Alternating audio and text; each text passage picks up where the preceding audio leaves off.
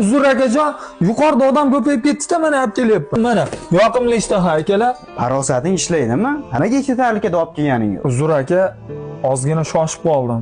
Nima? Iya, ofisiantlardan tili chiqib qolibdi mashina. Tushunmadim. Sen ofisiant bo'lib turib, menga gap qaytaryapsanmi? Kimsan o'zi? Aka, Nima? Meni kimligimni bilasanmi? Bo'ldi, o'sha 50 kilo go'shtni hammasini tezroq olib kelinglar. Bunaqa joyingda ikkita uchtasini sotib olaman kerak bo'lsa. Tushundingmi?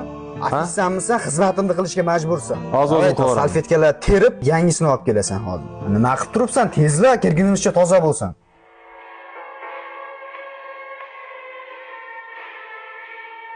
To'xta, terma. Aka, to'xtab turing, sizga gap bor. Tinchlikmi, kimsiz o'zi? Men shu yer direktoraman. Akras gapingizni eshitib qoldim. Eshitgan bo'lsangiz juda yaxshi bo'pti. Ofitsiallaringizga tarbiya berib qo'ying bo'lmasa. U keyingi masala aka. Hozir gaplaringizni eshitib qoldim. Bu yerda sotib olishga qurum yetadi debsiz. O'zi bu yerda sotaman deb turganim. Birorta bir blogerdami, jo'ralarminimi chaqirmoqchi edim. Aka, qo'lni bering. Hamma hujjatlar tayyor. Hozir notariusga boramiz, 5 daqiqada o'tkazib beraman. O'zi 50 ming dollar deyotgandim. Sizga kelishtirib beraman. Mening uncha pulim yo'q. Aka, erkak kishi gapirgan gapiga javob bermaydimi?